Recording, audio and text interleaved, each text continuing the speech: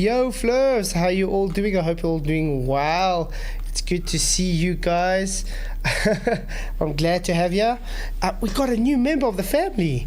Her name is Lily. She's a miniature Yorkie. And yeah, she's going to be the new mascot for the show. So it's good to have you guys here. Say hello, Lily. There we go. We got PJ Cruikshank, Spuddy Taylor, and Michael Carnin. How you guys doing? Yo. Oh, good. Oh, good. It's good to see she's got my eyes. She's got my eyes. Yeah, she's got blue eyes. Beautiful. Her name's Lily. Nice name. Nice name. Lil-eyed. She was Lilith's not so good, but Lily's good. she was sleeping so nice until we started doing the intro. Now she wants to play. But she's only 8 weeks old, so she's still a pup. Absolutely. Beautiful. Beautiful. But it's good to have you guys here. I hope you had a good day. I mean, I was driving a bit too much today. 7 hours of driving. So I'm quite on the tired side, but I'm here. Alright, what's it? So cute. I can't stop looking at her on the big screen. Nice. But anyway, it's good to see everybody here. Thank you guys for coming. Oh, she wants to go off a bit. Okay, I say. Oh, it was so cute. That noise. She's going for a wee Oh, nice. and a eat. Oh, she could have weed on your live. That'd have been very funny. Would have I been must say, brilliant. we got a little puppy pad thing, and she ran straight away to it to pee. So she at least know that's her pee spot. That's good. That's good. So I'm happy about that. So I'm going to say hi to everybody in the chat. We got TB in the house. How's it going? It's me again. Hello, PG Cruikshank. Glenn Sells, thank you for coming. Triple X, Jeff Conkle, huge shout out to you, mate. Glad you're here. Iron Effie, good to see you. Igor Grodzic, thank you for coming. Bible you, it's good to see you, Paula. The Price of Adam, thank you for coming, mate. Moxie, hello, hello. Gary Wabenga, glad to see you. Two Wolves, hello, mate. Thank you for coming. Alan Norstrand, glad you could make it. Mister, thank you for coming. And it's Jolly Man, hello. Yeah, so tonight I was thinking we get a lot of desperate arguments from people. We get a lot of desperate arguments from people where they make shit up, as I can say. You guys have realized this, correct? Absolutely. Rachel's popped in as well. Good to see you. Hey Leafy, ook goed om jou te zien. Dankie gemaakt het. Love you lots. Yeah. Well, now she's playing down on the couch, so I'm not going to bother her right now. But yeah, it's good to have a extra member of the family. So the votes say, will they ever get it? Yes, 13%. No, 58%. And hope so, 29%. Which one do you guys want to start with? Do you want to start with this Maestro Thumbsbold? Or do you want to start with the newest thing, the Slinky trying to debunk RDD? Yeah, go with that first. Yeah, go with that one, yeah. Okay, first this guy. Yeah. No, get Slinky over and done with. Like, I'm sick of hearing about that. Upward moving earth crap. No, right. I think let's first do all this guy because he was the one I actually wanted to do. The Slinky, I just wanted. It's going to be quick because I got a little quick explanation for it.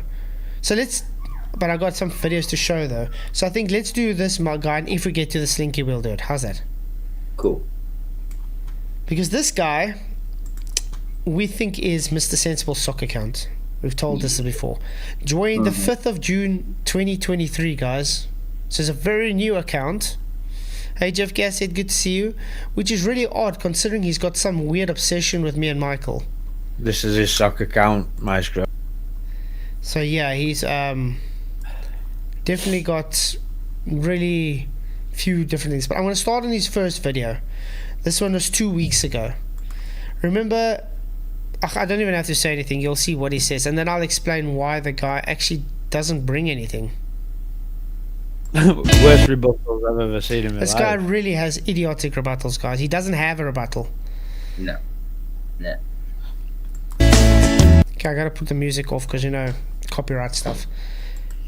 Flatzoid's worst nemesis, music. Yeah, it's my kryptonite.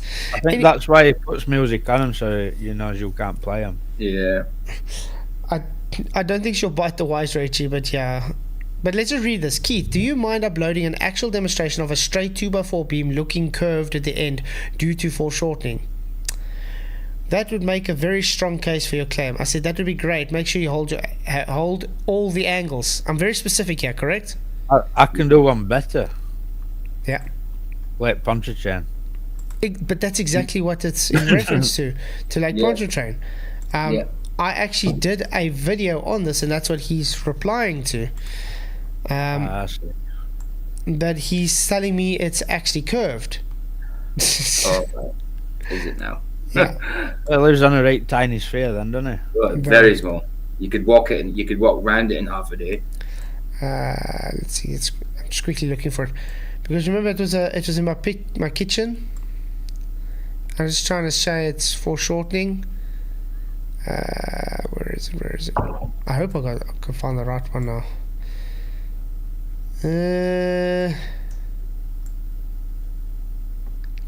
Sorry guys, I'm just looking for the video quickly. I've done so many videos and demonstrations and stuff. Sometimes it's difficult to keep up. Okay, it's off today.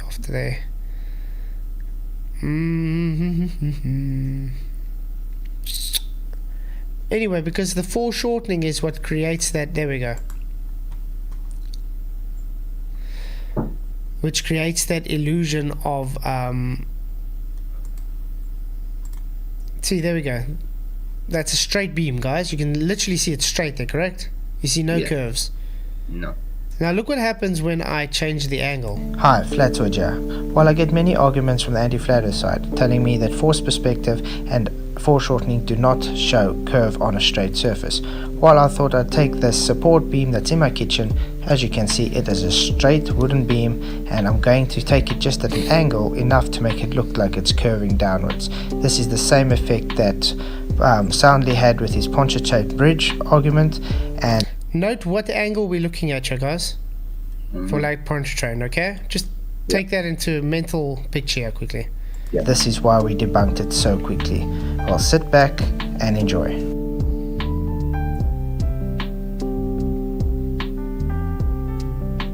See how having just the right angle exaggerates that so-called curve. All it's doing is it's foreshortening the angle, and thus you're getting the illusion of curve. It's not actually curved, it just seems to be curving thanks to perspective. See how straight it looks now? Yep. This is from a demonstration. And that's all I was trying to explain. And now look at his rebuttal to this. Well, a couple of weeks ago, Adam showed a video where he'd made a bridge out of Lego that was perfectly straight. And that made exactly it look curved in middle by right angle. Yeah, it's Get just right angle with camera. it's just foreshortening at the right angle. But look what he's doing now. He's looking at it straight down. Yeah. This is his argument. Look at this. Now he said it's not curving. This is how idiotic this guy is, guys. And this is the kind of rebuttal I get. Alas, no curve. Oopsie. That's the kind of rebuttal I get from this guy. Totally not understanding. What did I say? Make sure you get hold of all the angles. So yeah. Hey Odin, thank you for coming. Dustin Bones, good to see you. So yeah, that's really stupid. That was his first video. So that's debunked quickly. Next one, he tries to do it again, guys. Another foreshortening beam not happening. But look at his angle again. And why is he drawing these lines over that you can't even see the edges? Look at this. You can't even hold it still. There we go. That's the end of the video. Is he doing this in rebuttal to a claim made against Pontchartrain by us? Yeah. I think so, isn't it? Because I said Pontchartrain is Well, simply due to foreshortening. He needs to show a picture of Pontchartrain from that angle then, and I'm sure he'll find that it don't curve that way either. No, it doesn't. No. But I mean, he literally thinks that is doing something. Hey, Flats, what's up? Hey, how's it going?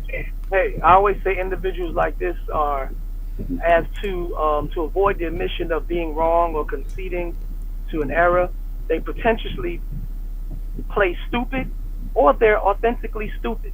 So you pick what it is. It's very deceptive how they portray themselves, but it's either or both. Yep, You exactly. know? But it's stupidity is the common denominator. They're stupid. Well, I'm going to say stupid, like, because it pretends he's not Mr. Sensible and talks just like Mr. Sensible. Yeah. You know, especially to that when he was talking to you in that comment section, Michael. He calls you champ. Yeah. The same word. There's only Mr. Sensible I've ever heard calling people champ. And Yeah, I have called him out to come and chat as well, and yeah, as usual, makes excuses not to come. So, yeah, there's a reason for that. Yeah, of course. I mean, for anybody to say that level is curved and curved is level, you know, unless you're 4 years old or you're in an asylum or, you know, some other excuse for you to say something so asinine. You're stupid. You're stupid. Yeah. No disagreement with that. And yeah, he says I'm doxing people. Remember that after that debate I had with Ember and Mark Reed, and we quickly went on the email to see if they what the topic was, because it wasn't what they said. He says I doxed them, not knowing that he doesn't know what doxing is, does he? Not really, no. Doxing, you have to intend to share people's information, correct? Yeah, of course it is. Yeah. There's music again. So, by the way, it's easy to get Ember's email and Mark Reed's email and Ryan's email. It's not a secret, so it's not doxing. And my email is also very freely given everywhere. It's on my about, it's in my description. Yeah. You can literally get it everywhere. Having someone's email address is not doxing them. So he obviously doesn't know what doxing is, does he? No. Doxing usually involves a phone number and their address, doesn't it? When you Doxing is when you let other people know Yeah. all the information. your intent is to give personal information out to everybody. Tell you what I'm going to start doing. I'm going to start boxing these people. So yeah, it's not even doxing. The guy doesn't even know what doxing is. I was a very successful boxer. I used to box oranges in Florida. No. I haven't watched this That was one. good. I haven't watched this one yet. Moon, Well, look how straight I the line learned, is. I learned something. I thought it was when a girl gives you somebody else's phone number or a fake phone number when you ask her for a phone number. I thought that's what it was. But she really doesn't want you to. But she really doesn't want you to call her. I thought that would have been. It's giving personal details out online. Oh, okay. There you go. No, that's called D-Rose when the girl don't want to be bothered with it yet. Oh, so- Yeah, you know, Give you a phony number. That's being called mugged off.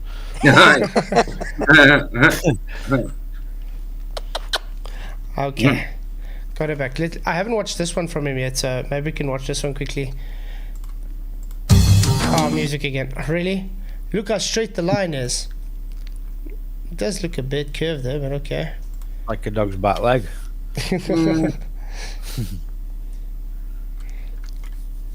Not straight at all. Wow. Putting a straight line over a screen doesn't make it straight or curved, does it? No. No. I mean, we've shown actual... Remember that other video we showed from Yeah. from You the should other see guy it the other curving day? Yeah. on extremities. It should be curving, shouldn't it? Yeah, either end, definitely, yeah. This is just again him not showing or understanding what our argument is. Oh, see? Says stop lying. Everybody's just lying apparently. It can be fake though, can't he, when he's hiding behind a fake account, you know? Yeah. It separates him from bullshit, you know? Yeah. Ooh, this is a nice one, Khan. You be honest, okay, Khan? Yeah, can't you? Can't. This is funny. Jack of all trades, Michael Khan, I know there are no triangles in a circle of equal altitude, so drop between two, and then you show the circle of equal altitude with triangles. I know. Funnily enough, this is Yeah. one of the videos that's disappeared off my channel. I know, yeah. Oh, yeah, that's weird. Hey, I got a question.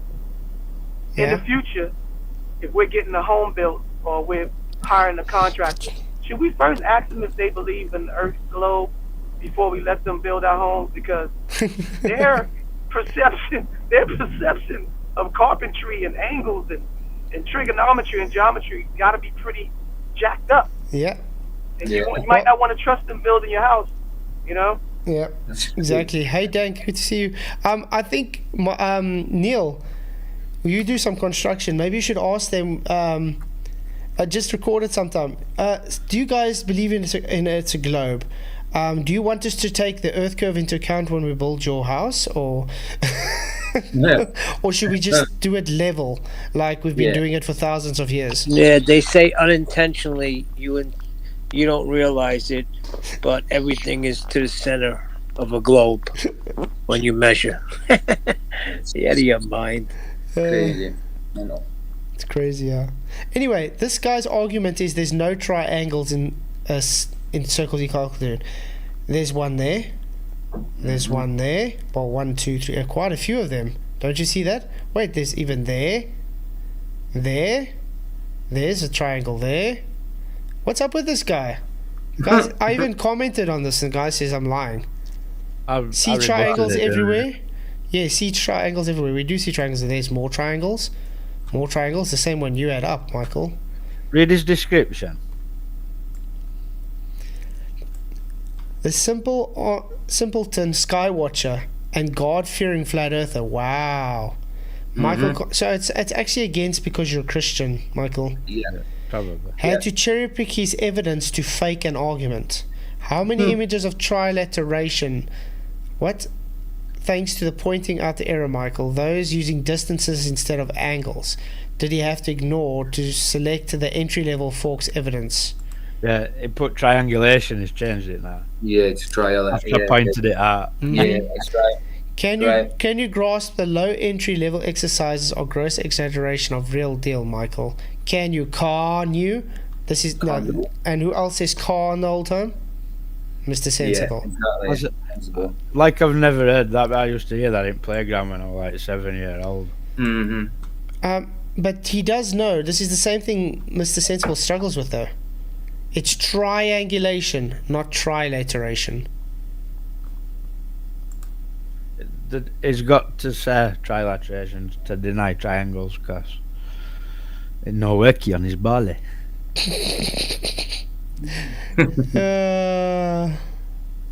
Wow. This is idiotic, this guy is. You want to see that last one he did about me? Oh no, we're going to go through all these videos. They're so quick. It actually proves that you can't get 90 on the ball. Hey Richard G, good to see you, mate. Thank you for coming. And Triple X, hello. Okay, there was that one. There's another one with you. Can you be honest, Khan? So, Sensible's rebuttal is to try and make fun of me. So, he made this little video on one of his sock accounts. This is his sock account. My microphone's bald.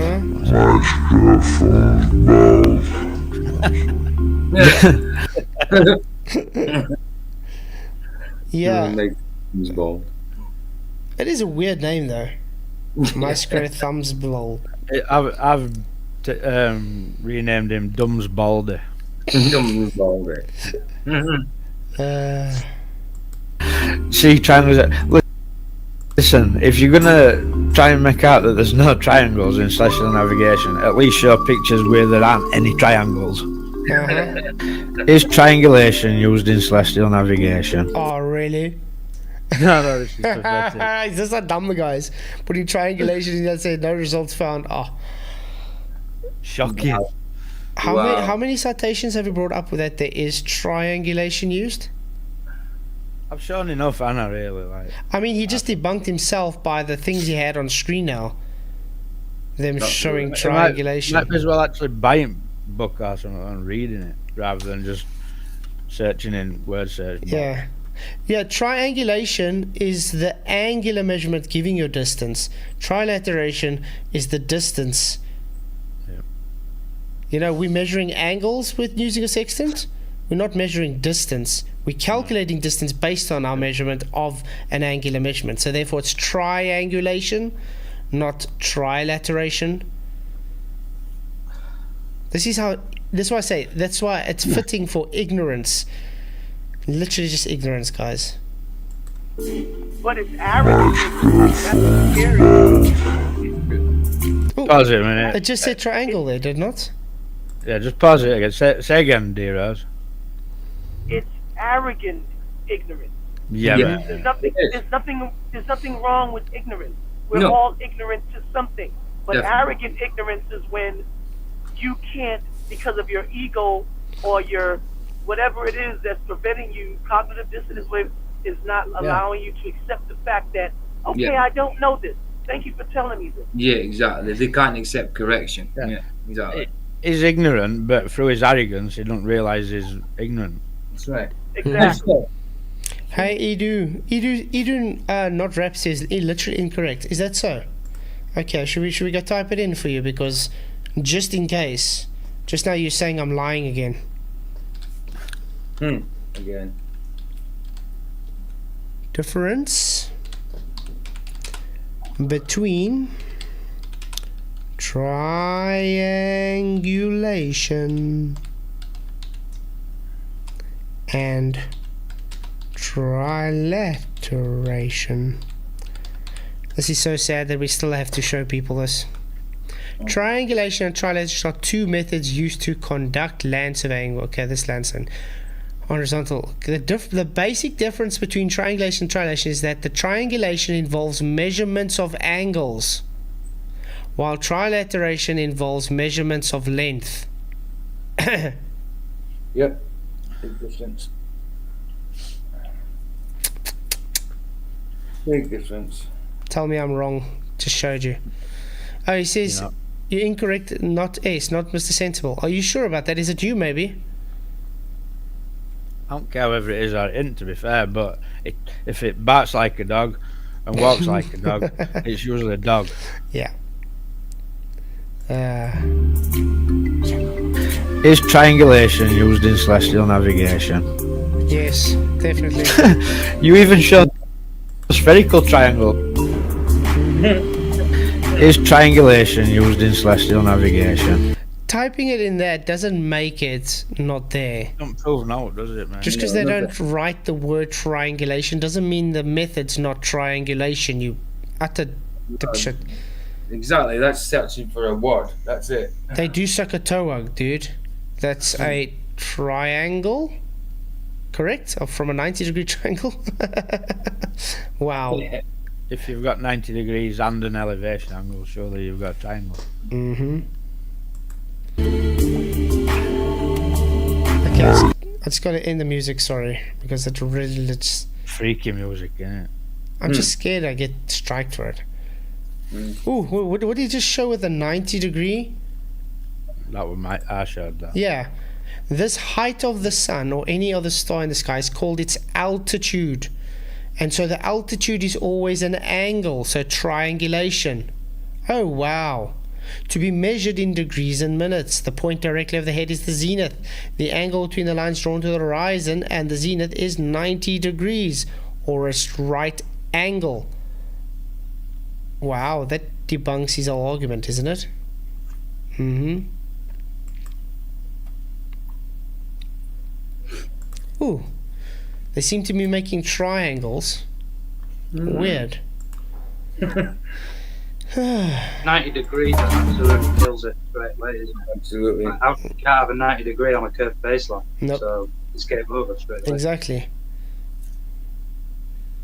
It wouldn't work out. Okay, and that's practically all he's showing. Look at that. Oh, wow. Would help if he actually talks so we can listen to what his rebutting is, because he doesn't give a rebuttal, does he? No. Nah, it draws on it, I think. Don't talk. It can't talk, because then we'd all know it's Baldy. But you think that's the worst one? Watch this, guys. Remember my flask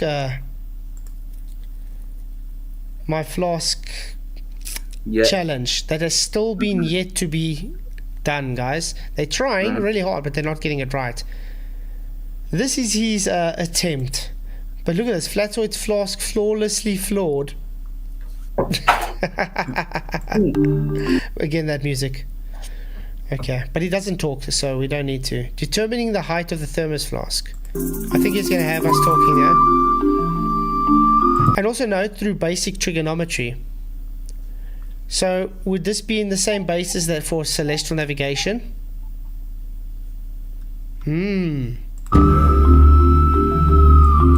Okay, Flatzoid setup. You can clearly see I'm showing the tiles and I'm giving the distances in between. Kitchen floor with 3 measured angles at either 101 centimeters or 110 centimeter intervals. Definitely says 1.01 meters, correct? Per each date, and it was 3. We ended up with 3 meters, just over 3 meters for the third. Wow. Charlie, you're funny. You are, Charlie. He says, "Easy on the ball jokes." Little Oracle is listening. You've got to get that out of your head, dude, or him out of your head.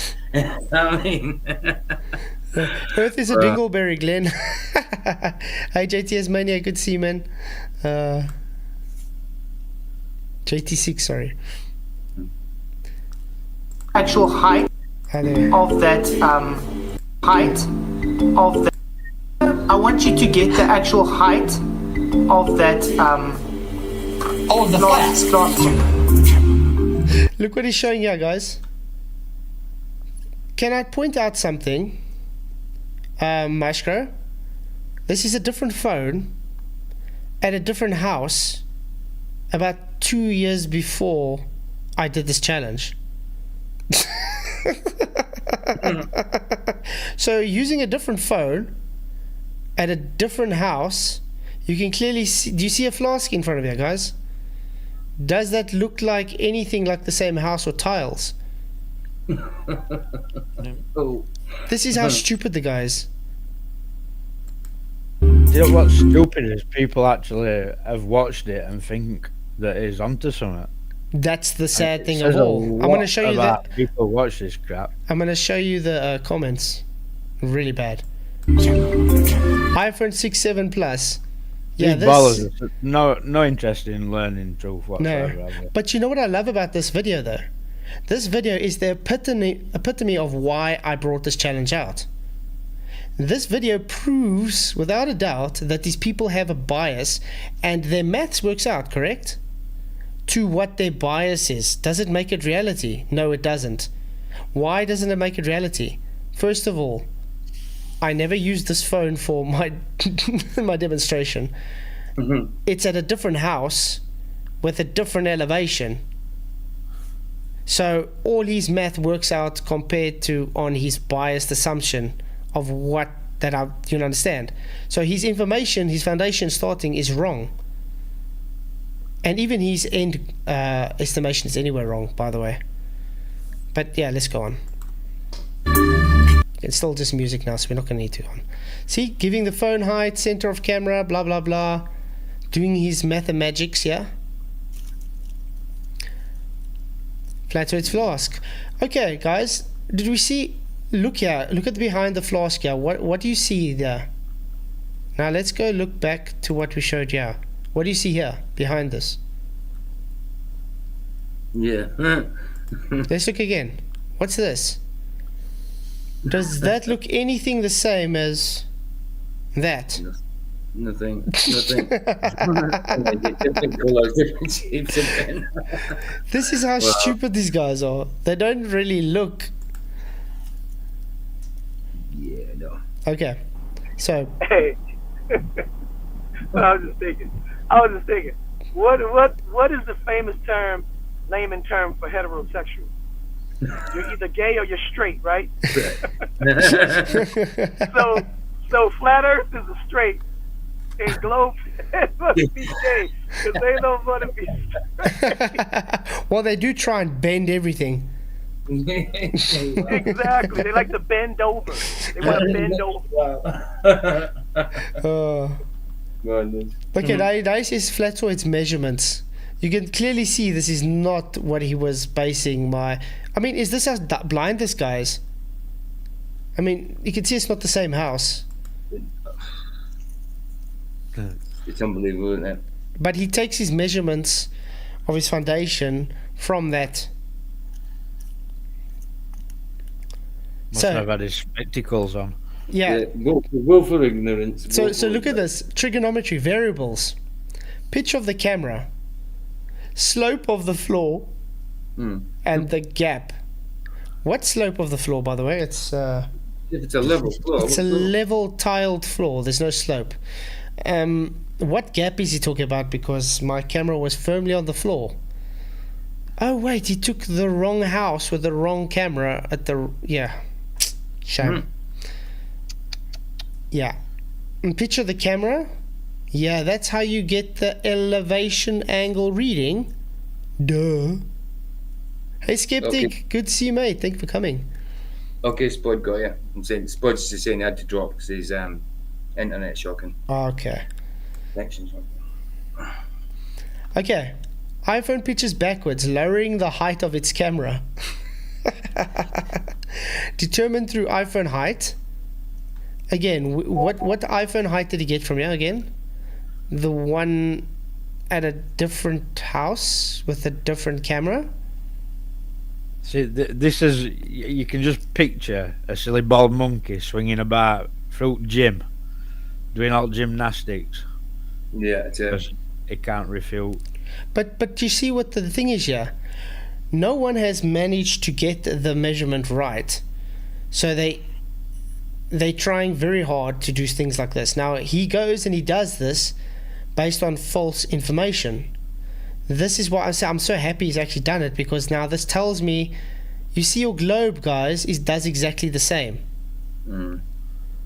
I correlate things, I make up information to make my maths work. So therefore my maths works, therefore the information I bring is true. No. Your maths doesn't make reality, and this is a brilliant example of that. Your maths works out for your assumptions, but your assumptions are based on falsehoods. It's false. And by the way, he's coming at the end, he got it wrong as well. That's not the height of my flask. Shame. And you're going to see how is he going to try and validate that it is that. See, It could have even gone and tried finding a flask that looks similar in a shop and measuring it. but that's frankly what he did. That's actually what he did, guys. Mm. So he could have back engineered it. Yeah, exactly. But look at this. iPhone pitches backwards, lowering the height of the camera. Whatever. Angle of the pitch measure determines the height of the target above camera. Floor may slope upwards or downwards. So he's already making adjustments for that. Gap under the iPhone offsets me. What gap? Hey, Faciality, thank you very much for the $5 super chat. Really appreciate it. It says, get some treats for your new family member. Thank you very much. She would really appreciate it. She does have a few chew toys and stuff already, and she's enjoying her food and everything. So thank you very much, Faciality. I appreciate all the support. But yeah, all his information is based on false foundation. Analysis of total, look at this. Analysis of total deviation from average indicates about a -1 degree drop of the camera over distance. A detailed analysis indicates that 0.85 degrees drop over distance. What deviation is he talking about? No. So he's calling it a slope, guys. He's saying the floor has a slope of 1.5%. Wow. Okay, so How was the it results. worked this slope as he divined it? Yeah, he just. That means the water in your sink must spill out if you know what I mean, every time you do the dishes. It's crazy. Stupid. A Skeptic 926 $5 super chat as well. He says, yes, treats. Oh, thank you very much, mate. I really appreciate it. Yeah, I will get her some treats just because you guys. Thank you very much. Is Neil still in? Yeah, I think he is. He was a minute ago. Hey, Neil. I would say, what's your thoughts, Neil, on a sloping floor? What's that? On the street. This guy's claiming that Flatzoid's kitchen floor slopes. Yeah, I told you. They say it all comes from the center of the earth. Well, check You it don't this. realize it when you're making a measurement and you're leveling off a floor. It's all to the center of the earth. But look at this. What is interesting, all his floor slopes show 0 degree centimeters, 0.0. Really Yeah. weird. But anyway, the height of the room at 101 centimeters says 28.8, 202 is 30.5, and 303 is 31.9.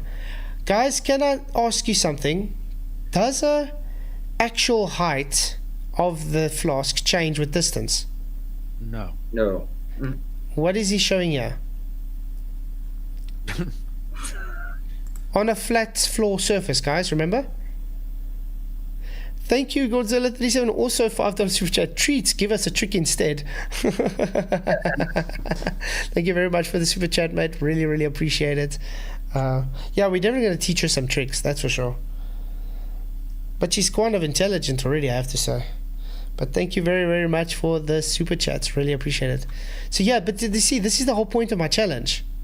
Because they always want to strawman and say, oh, what's the height of your star? It keeps changing position, correct?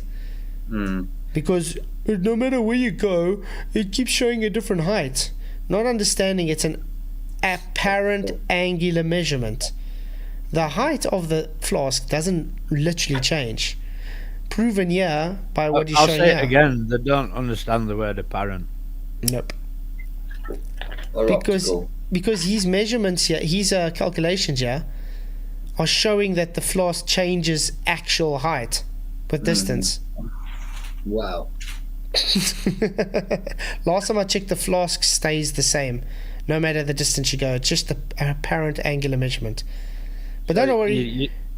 You start with a flask, and then you drive to work, and then you've got a minute. You got a cup. That's crazy. Hey Tony, good to see you, mate. Yeah, he's showing optical. See, average height 30.4 centimeters. He's taking a ratio average. So he says height of flask 36 centimeters, way off. Mind the gap 0.0. Oh wow.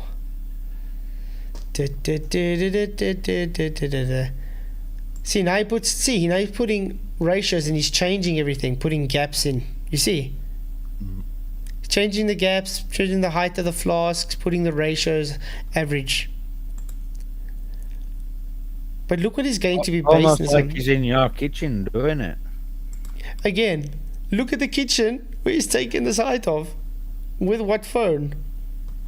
A hypothesis. Oh, so it's science is no, guys, as well. Wow. Hey, Silas, good to see you. Thank you for coming. Good to see you. So, hypothesis, not science, by the way. Flatzoid flow slopes at 0.87 or 1.5 degrees. False. Flatzoid flask measures 32 centimeters in height. False. Main confounding factors. By both hypotheses. I don't think this guy knows what science is, but okay. Using Flatzoid's favorite source, Google. Oh. You see what I'm saying, guys? Yeah. So he went to go on Google and looked for a flask and decided, this is the size, so therefore let's back engineer his to make it the same. Mine's not 32 centimeters. What a moron. Wow. Oh, wow. Hypothesis confirmed. See? 32 centimeters in height. Wow. This is what you call circular reasoning Yep. and that just affirming the proves consequent. thing. Yeah. It just proves the whole what they do with the globe. Exactly. Totally outright dishonest. It's very dishonest. But that's not the sad part of it all. Let's look at the comments. Oh my word, haha, using different phone from a different house at a different elevation. Feel free to share the actual height of your camera then. The house and its location is irrelevant on the slope of the floor and the size of the flask. Interesting how you don't deny the height of the flask. Indeed, instead you try to deflect to irrelevant factoids. Very, very telling. Factoids. Is that you've got? What is that? All you've got? Your little demo is not reproducible. And I just said, you based all your maths on wrong information. Weird, almost like you do with your globe. You make my point though. What? You make my point through and through. That maths does not make things reality. And that's my point. Right. Any chance you're going to respond to my challenge queries? From Andrew, I don't know what the hell. You mean irrelevant information like the elevation of your house? You're dodging and diving to avoid admitting that your flask is indeed 32 centimeters in height. Sad, really. No, it's not 32 centimeters in height. You got it wrong, mate. Wow. Anyway. Telling you how big your own flask is. Yeah. I know. Wow. Elevation of your phone, you numpty. All your information is built on false data. Stop trying to show you actually have something when in fact you show to be making my point about this whole thing. Still not seeing your answers in my request for clarification. I don't know what his point is. Andrew. Looks like What's you're... that? Yeah? Andrew's got to be there anyway, sticking his nose in. I know. It's just every single. You've got no leg to stand on, that bloke, after coming on your show and proving so much flat earth. That's About crazy. 3,000 kilometers worth, wasn't it? That's crazy. This is... Looks like you're still a bit salty that he got it right. We knew we would get some of that classic flats deflection. Nope, still can't see your response. Sad. Okay, then it just goes on. As you cannot present independent evidence of the height of your flask, you are merely admitting that I actually determined the height of it. When will you delete your channel, or are you lying, or are you living the lie? Why must I delete my channel? Shows you how I'm living rent-free in these people's minds. They're literally butthurt about this channel existing, guys. Yeah. And no, it's definitely not 32 centimeters, Maestro. You got it wrong. And I gave you a reason why. And again, Andrew, another bypass and still haven't addressed my question. Andrew's not worth addressing. No, then he says, seriously, Flatzoid, best rebuttal to calculated height of his flask is deflecting to irrelevant details, including the location and elevation of his house.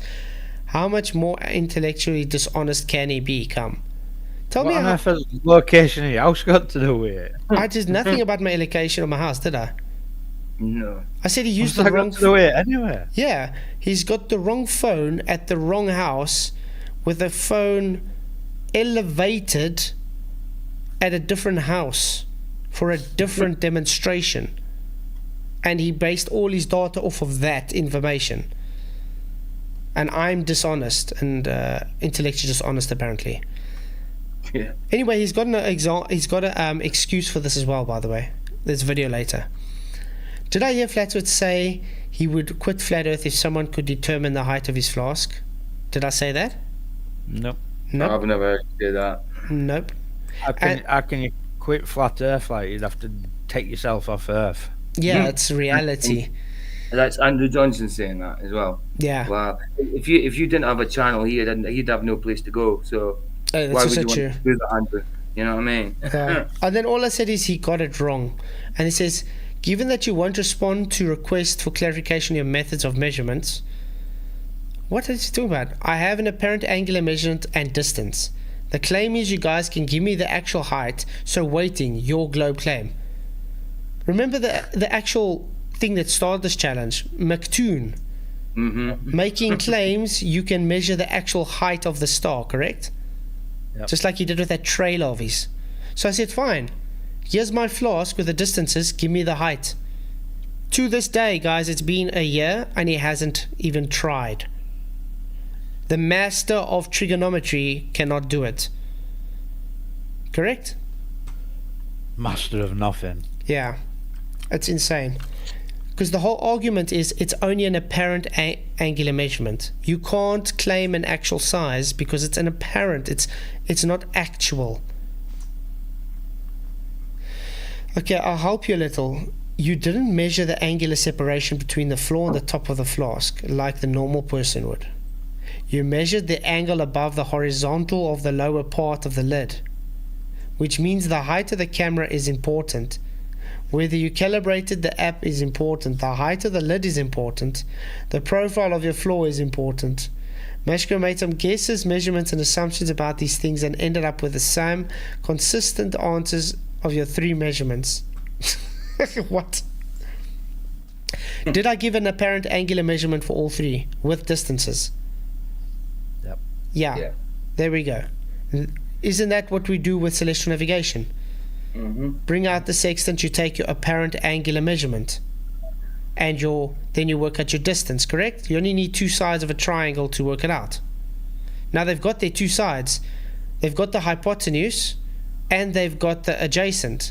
So why can't they give me the height? Oh, because it's an apparent angular measurement and keeps changing with distance, proving that it's not physically changing height, although when you do the calculations it comes out physically different. Why is that? Making my point. But anyway, yeah, it's just stupid things that go on like that with us. But he's got another video, this one, to respond for that. Okay, next one. Flatzoid light poles, neither leaning nor curving. Let's go. Flatzoid light poles, neither leaning nor curving. Hey Andrew Johnson, thank you for coming. I would like you to discuss, but just not now, because we're busy trying to get through this first. I got a lot to get through. I did provide the needed parameters. I gave the angular height and I gave the distances. 2 sides of a triangle, remember? Anyway, this is the light poles that I love showing, which shows perspective. This is what he says.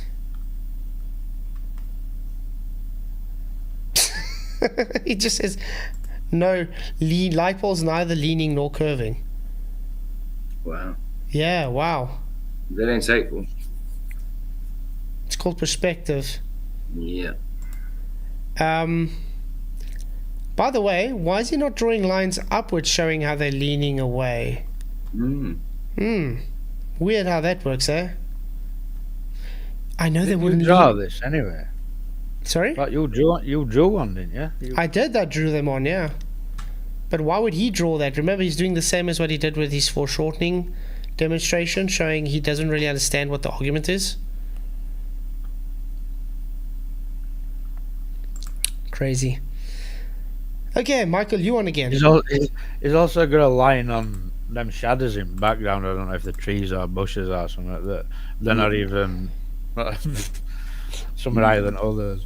Yeah. Yeah, I don't see the point in that one, to be honest. Yeah. Okay, apparently you're dishonest again. Gosh, I'm a flat Like I said, he's obsessed with us too, mate. He literally created his channel just to be obsessed with us. Okay. Cool story. Michael had a little discussion. Wait while he gets sick at mess I make inside his head. We went tried a little discussion with ChatGPT. Okay, music again. So the method is used in celestial navigation is indeed trilateration, not triangulation. So he's literally ignoring everything on screen now, Michael. In summary, celestial navigation does involve trilateration where distances... What? Is this what he wrote? Okay. In celestial navigation, the process involves using the observed angles, altitudes between observer and 2 or more celestial bodies. Blah, blah, blah, blah. The method used in celestial navigation is indeed triangulation, not triangulation. What does it seem like he edited this, guys? That's not trilateration. It's triangulation because you're using observed angles. Correct? Yep. Richard, this is Maestro Thumbsblold, whatever this is. Some new soccer channel that's determined to be obsessed with myself and Michael. I think let's show your video first, Michael. How's that?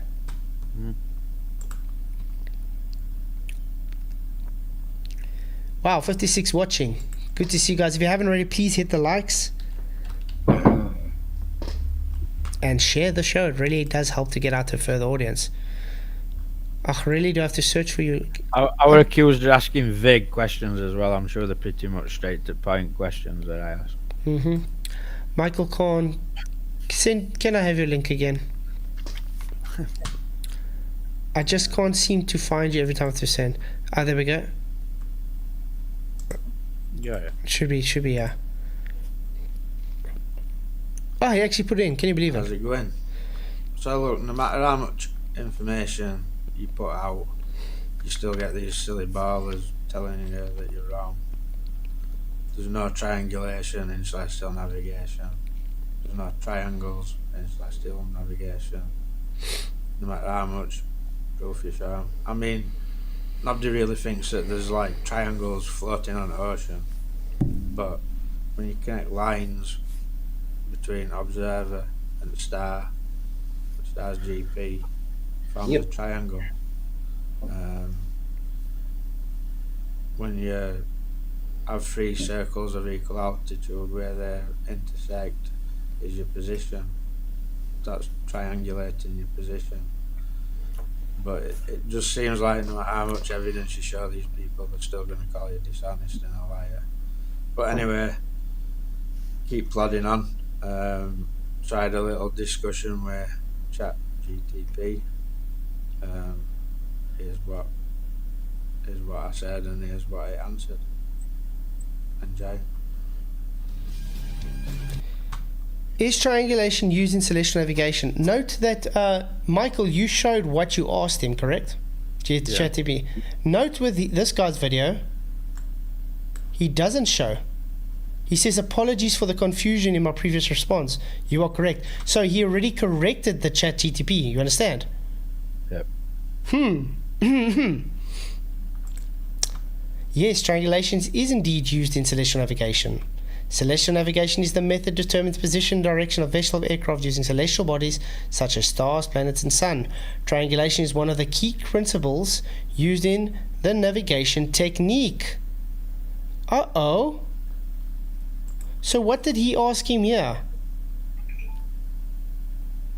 Get it? See, it helps to actually go and see who's the one being deceptive here. So, Maestro, we're calling you out for being dishonest here. What's going on here, mate? Why don't you show your actual question so they can see what you actually asked? Because it's easy to get around things on ChatGTP to make it seem like you wanted to say what you wanted to. ChatGTP also contradicts itself. You have to pull it on it. Yeah. That's what I'm saying. That's why he doesn't show his question. I'll look at back and forward I had when I was asking it about ocean being baseline. Exactly. It's the same thing. That's right. I remember that now. But look, it even gives you how it works. The observer measures angles between the horizon specifically, which is correct. The measured angles compared to calculated celestial ones, correct. Comparing the measured angles to the calculated angles, correct. With two or more celestial bodies, the observer's position can be precisely determined through the intersection of multiple LOPs. And while he went on and on, if you guys haven't already... Well, go down where ask it about triangles as well. Oh yeah, definitely. There's Michael's video, guys. Hey Robert, it's good to see you, mate. Guns of Never Own, hello. And Lumpy Gas. Andrew Johnson, triangulation uses angles to known locations. No shit, Sherlock. So when I look at, let's say, Polaris, I'm measuring an angle to a known location. What do you think a GP of Polaris is, for instance, in the Nautical Almanac? Wow. They're snookered with this argument because all the show is that they don't understand it. Really idiotic. Anyway, but doesn't triangulation involve triangles? Where's the triangles in celestial navigation? You are absolutely right. Triangulation does involve triangles, but the term triangulation in the concept of celestial navigation can be a bit misleading. In celestial navigation, the term triangulation is used more loosely as it refers to the process of using the measured angles between celestial bodies and the observer to establish lines of position. These LOPs are not literal triangles, but they are imaginary lines representing the direction from which the celestial bodies appear to the observer. So, triangles, celestial navigation. Remember when I said nobody thinks there's real triangles floating on ocean? Yeah. Yep. Let's go. They only exist if you draw it. There we go. So the lines between the observer, the star, and the GP, its GP, would form a triangle if drawn on paper. Yes, you are correct. If you were to draw the lines on paper representing the observer, a celestial body, such... Oh, she farted. Just deadly. That'll make your hair grow back. Yeah, that's deadly. As corresponding geographic position that would indeed form a triangle. Oh. So, in celestial navigation, the triangle formed by these lines is called the celestial triangle or position triangle. The 3 points of the triangle are as follows. Blah, blah, blah. The observer's position where the observer is located on the Earth's surface. The geographic position, GP, of the celestial body, of the point directly above the celestial body location on the Earth's surface. And the third point, the celestial body itself, is the point of the sky where the celestial body appears to the observer. Note, this draws out a perfect circle on what? The Earth's surface. No sailors at centre of Earth, I'm afraid. No. But it's a cool story to draw it like that, isn't it? Exactly. So anyway, yeah, everything you showed literally shows correct, because you're even showing your questions. This deceiver here doesn't show his questions. Really weird stuff.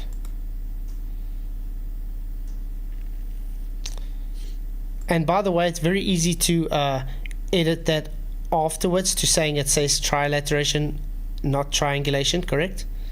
Yeah. It's called Photoshop. Very easy. I don't think he's photoshopped it, but there's maybe some trickery, like. No, but I say you can do it that way even. You could, yeah. Very Like, easy. we could accuse me of that as well, like, but. Yeah, but I mean, the thing is, he doesn't even show his question, and it's very easy to, how can I say, lead ChatGTP into saying something. It's very easy to do that. Triangulation in celestial navigation. Not triangles in celestial navigation.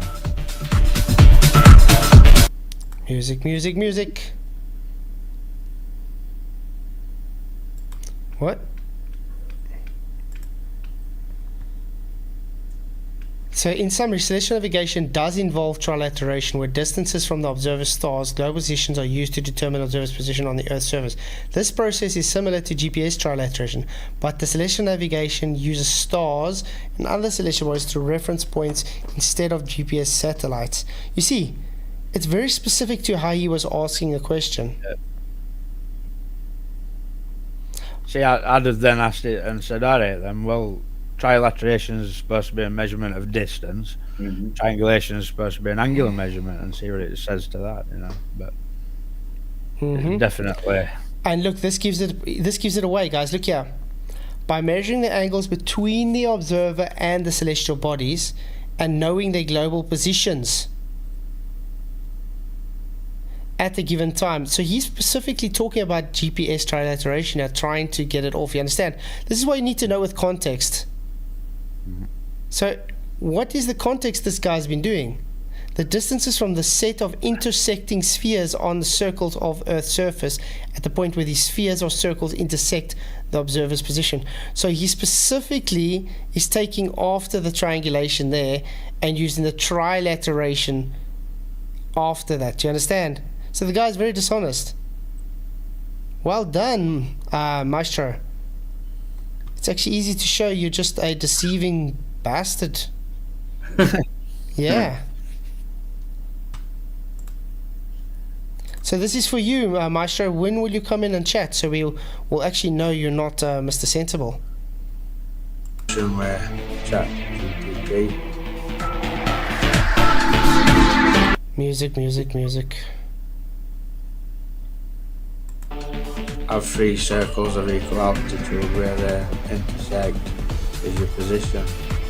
That's triangulating your position. See what I'm saying? Again, apologies for the confusion. So he's correcting ChatGTP the whole time. Okay, we've made the point. Next one. This one. Nice. Challenge. He wants to challenge me on something, guys. Flat or globe? We saw how well he's been doing with his challenges.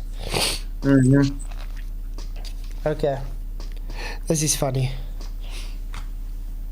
Oh, music again, sorry. Flatzoid's That loud. yeah. Wow. Flatzoid's challenged, okay? Where is he on here at the moment, guys? Would this be Google Earth? Yeah. Okay, cool. By the way, I drove past Kudus Corp today. Okay, he takes the T junction near Kudus Corp. Great. Mm-hmm. Pins it. Okay, so Is that near you? yeah, it's a few. How does he know that it's near you? Because the guy likes to look into my personal information. You know what stalkers do? Yeah. Yeah. When you, Weird, isn't it? Like, you're the doxer. Yeah, I'm the doxer. Mhm. But it's fine. T junction near Kudus Corp. But look what he does, guys. Draws a straight line to entrance of this tea garden, okay? Note, it's a straight line, guys. Map length, 75 kilometers, blah, blah, blah, whatever. Now, it says on a globe, it's 75.5. Sorry, you just use Google Earth. You do know Google Earth's elevation angles are flat. We've been through this got an before. elevation profile out. Yeah, elevation profiles always show flat, correct? Yeah. Now, also note, he drew a straight line. How does the roads go here? Let's see how the roads go. Maybe he'll zoom in a bit. Look there. Look how the road goes. Wow. Wow. This is He must have a how. bit of mist on them spectacles. Oh, darn it. This is how dumb these people are. This is the distance you drive. You don't drive a straight line. So what is the actual challenge? I think you're mentally challenged. Maybe he's challenging you to straighten the roads out where you live. I don't know. That's just To be challenging his followers, you know. Yeah, Yeah, whether they can tell that he's lying. maybe.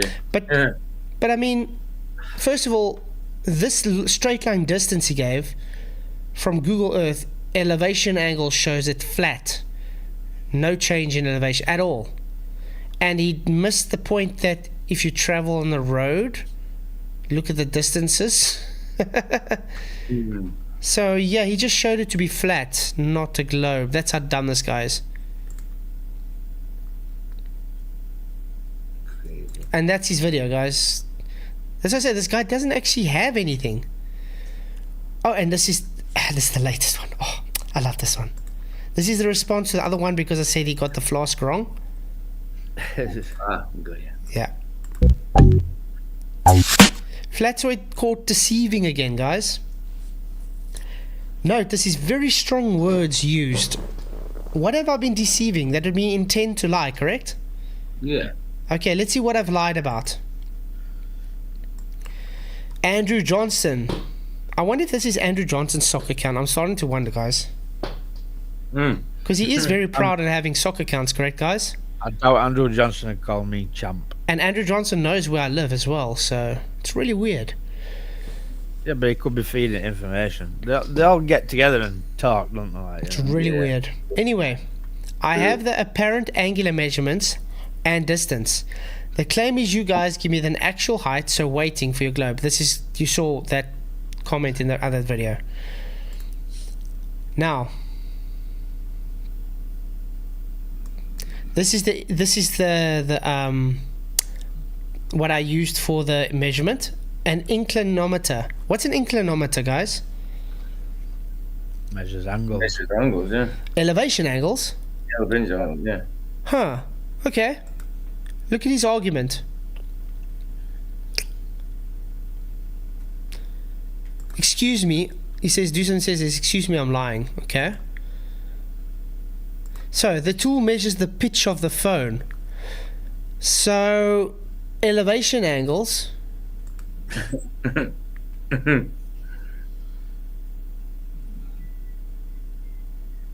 Not the angular measurement of the target.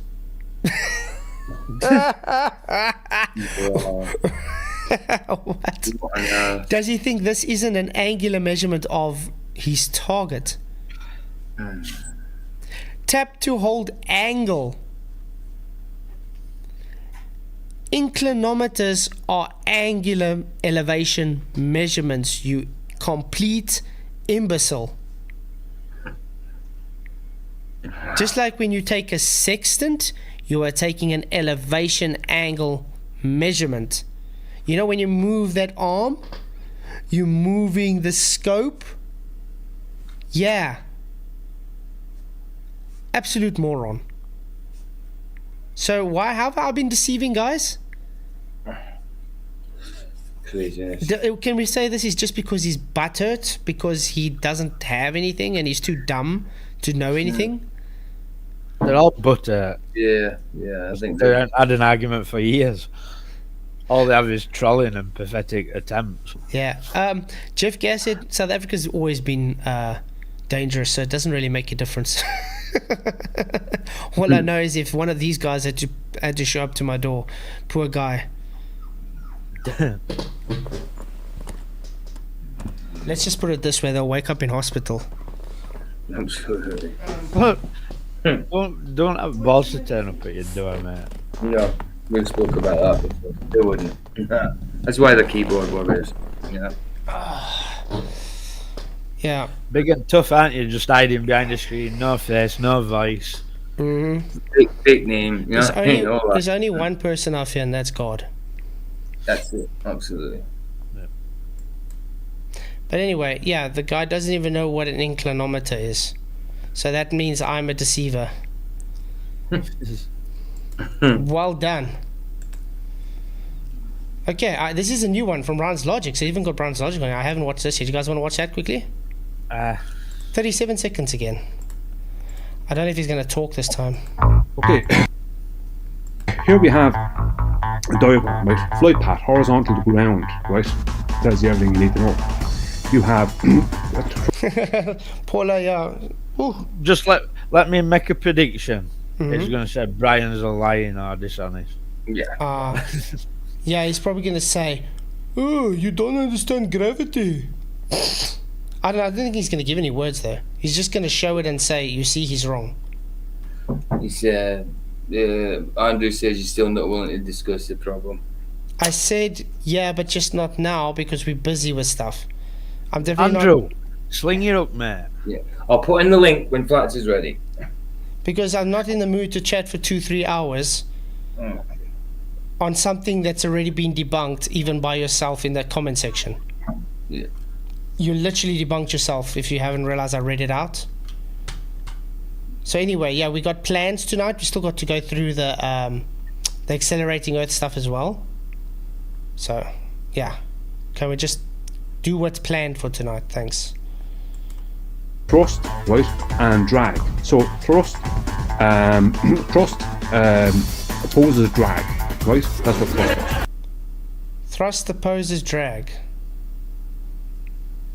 It's worded wrong though, but he's not wrong. Because they go in opposite directions. That's correct. Yeah, the thrust pushes you through and the drag pushes against. So it does actually oppose. Just would have worded wrong. So the guy doesn't even know how thrust and drag works. Do you know what friction is, Maestro? I'm starting to wonder if you know how to tie your own shoelaces. You don't need friction for that. So the more thrust, the less drag. So the more thrust, the less drag. No, actually, the more thrust, the more drag. The only time you have Less drag is if you have less medium to go through. Yeah. So the more thrust, the less drag. But note, guys, he's probably taking him out of context. Something he was talking about and trying to talk about something. So I'm not going to say he was wrong because I don't know the context of the argument he's given. So this is why, Maestro, you know what would help you? If you actually tell us what is going on in the argument, not just say he's wrong and laugh. How's that? Did he not claim cherry picking? Yeah. Cherry picking. What is this? Yeah. This is exactly just cherry picking.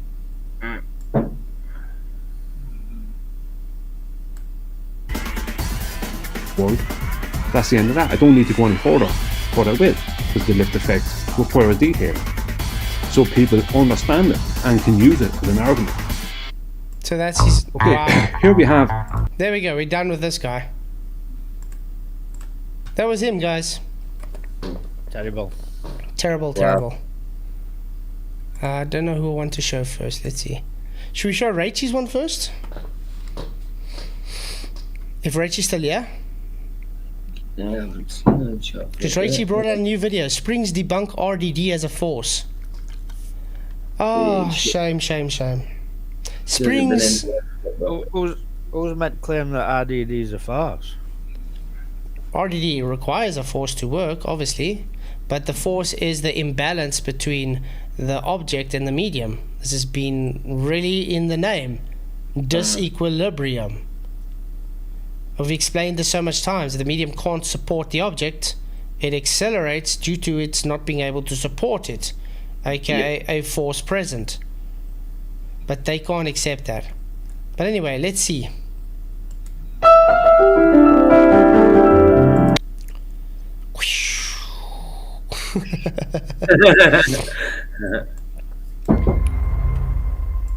If you drop these water bottles filled with... this is the... What do you notice here, guys? A duck with a spring on it in water.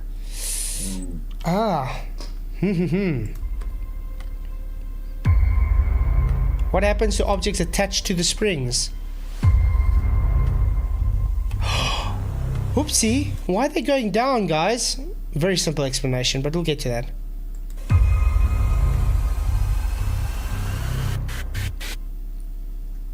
Boom.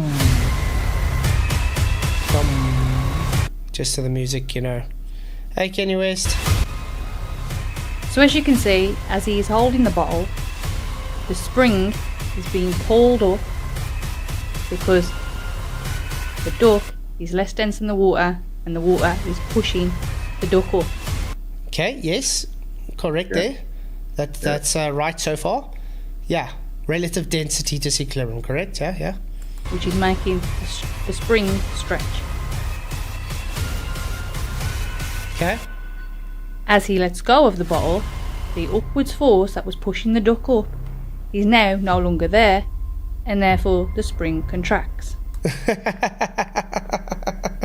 Is there a link to original video of this? I don't know. I'd like to know what point they're trying to make. Like, There we go. It is there. Do you know buoyancy and free fall? We can also see that, but I just want to first address this though. Again, he's holding the bottle, the nut, he's pulling down on the spring, which is making the spring stretch. Yeah. Because it's more dense than the water. So Yeah. it's going down within that water, and it is making the spring stretch. Okay. And when he lets it go, we can see goes that up. now there is no longer. So, Rachel, you just debunked your accelerating Earth. And you debunked your claim that there's no, RDD falls apart. Because if there's no force, then why is it going in the opposite direction of your accelerating Earth? Yeah. But don't worry, I'm going to explain that now, very quickly. This is literally so idiotic that I don't understand she's actually made this video, because it literally debunks the argument and validates RDD once again. I actually hopped into Dale's chat earlier to say thank you for this. He didn't take it too kindly, by the way. Any weight to that nut, the weight is now gone, and there's no force pulling down on that weight. Because I told her she just has to look at the vectors that will explain it. Very You know simple. what's crazy? That Rach and Del they're not believing the same thing anyway. Yeah, but they defend each other. Yeah, it's true. Mental. I still don't understand. Remember, I've invited Rachel to come chat how many times? She can't chat to me. But she can go chat everywhere else, but she won't come chat to me about this. Yeah. Why? Rachel, it's still open for you to come chat about this, by the way.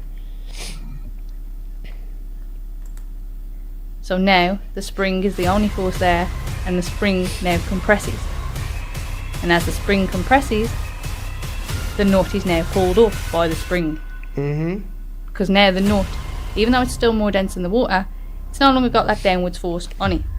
Here we can see a ping pong ball. It's less dense than the water. It's being pushed up by the water. The spring, because it's being pushed up by the water, the spring is stretching. Yeah. And when he lets it go, we can now see that the water is no longer pushing up the ping pong ball. And so now there's no upwards force pushing the spring up. Yeah. And Rachel, it goes in the opposite direction because the spring is no longer being stretched by the force of the so-called RDD. Again, the things are all accelerating at the same rate, Rachel. Like I said, wait, I'm just going to let your video finish and then I'm going to explain to you what's happening. So now the spring contracts and pulls down the ball with it, because there's no forces acting on them. Again, evidence that they are not accelerating, that it's not the density relative to the medium that causes the force, and that the forces disappear when they are in free fall.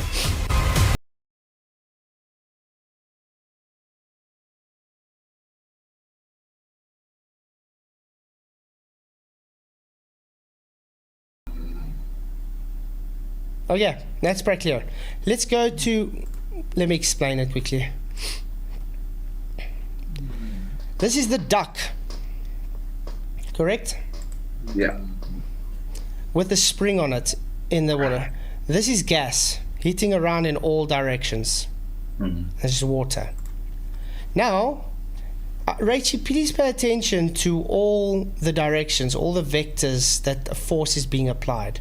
Okay? This is the water. It's applying a force in all directions, just as gas is applying a force in all directions. Note that the gas has a much less amount of force compared to the water because it's less dense, and the impulse is much less because it's literally a jitter away.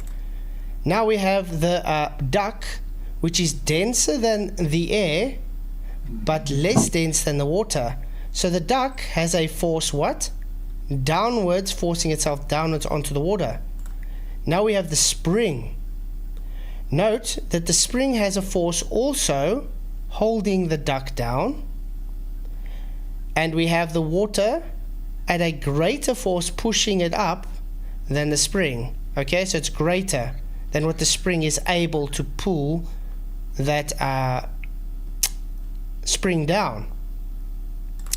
Now when we let it go, what is happening? The gas is still moving in all directions, so still got a force, but very, very minimal. I mean, it's like so minimal that it won't do any change to be able to displace the water. The water, all the gas in there, this duck and the flask is all accelerating at the same rate, Rachie. Okay? So you see this big arrow for the flask is got the most amount of force now because the whole system is accelerating down. Which else in that system has the vector showing downwards? Would that be the spring? Correct? So the spring has that amount of force forcing the duck down, which you guys say should be impossible because there's no force. It's forcing it down. Why? Because the spring's mechanics is designed to contract and go back together, because that's how it's got memory. So once it's up, it goes. So once it now has larger force than its surroundings, it will go down. Again, remember the straw man we said. RDD falls apart in free fall. It means there's no RDD. Again, no one claimed there to be forces present when a thing goes and falls down. Has anybody out claimed that before? That RDD requires displacement while free falling? I haven't made any RDD claims at all. No, but have you heard anybody say that? No. No. I haven't. No. Who makes the straw man to say this? Would that be the Globers? It usually is, absolutely. And now the Deltoids. Sideways globals. Yeah. Now Dell and company make those claims. Why are you guys straw manning RDD when we've never made that claim? Why? We've been saying this the whole time. I want to know how all this proves a moving Earth. It doesn't. That's the thing. But do you understand? So what happens, remember we saw the vectors? So the overriding force cancels out the underriding forces. Which one has more force? Now we do the same with the duck on the top, and you got the spring on the top. Note the force. I was supposed to turn that arrow around, by the way. The force of the water is pushing the duck up, while the duck now has force, greater force than that spring holding on the water, okay? Because it's denser than the air. Now when it drops, what happens? The duck with the spring and the water and the air stay exactly the same position. Why is that? Because the greater force is this system falling. Now you had a explanation with a guy having a dense object hanging down and going up. It's simple. Look at the vectors again. Thank you very much for your $2 super chat faciality. Rachel, in what medium is Earth moving up through? Good question. Yeah. Thank you very much for this. Why are you parroting Dell with this special pleading rubbish, Rachel? Pathetic. Okay. I'm sorry. But I want to say again, Rachie, look at all the different vectors. This is what I told you. Look at the directionality. Everything has different amounts of force attributed. Okay. The duck, this green arrow, has let's say a medium amount of force on the water. Okay. The gas has small amount of force on the water. The water has a larger amount of force, but a larger amount of force on the duck holding it up. It's pushing it up. This spring has a force putting it down. So it's holding the duck in its position as well. Everything has a different vector to it. As soon as you let it go, all those forces is falling at the same rate. Remember when I tried to explain you push a car? Yeah. And how do I put this? See if I can. Maybe I should draw the car again.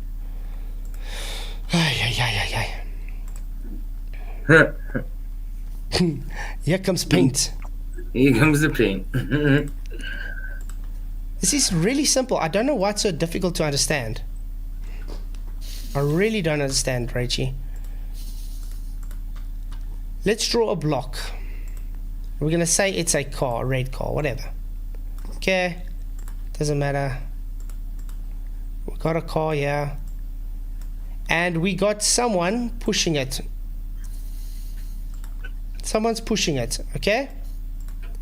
Now the car is difficult to push. We're going to say it is 50 kilograms, it doesn't matter.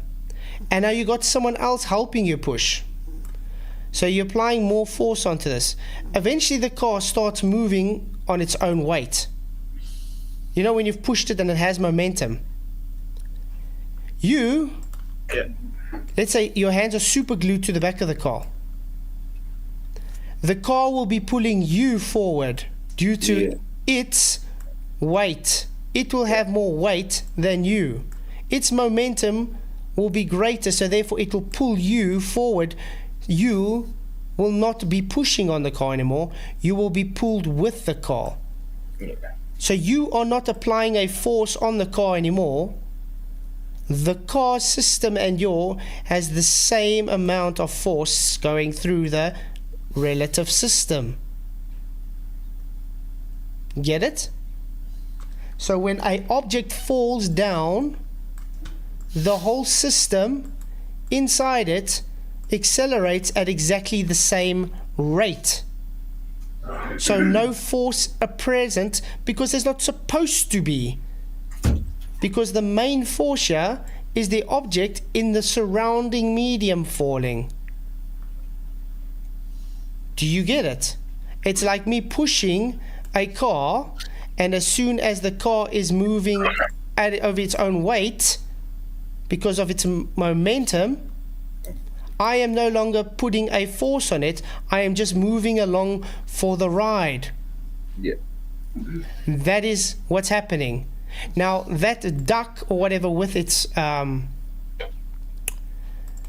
spring has a force present at all times. It has mechanics on it. Remember, there's a force now when it's at static, pulling that duck up, stretching out that spring.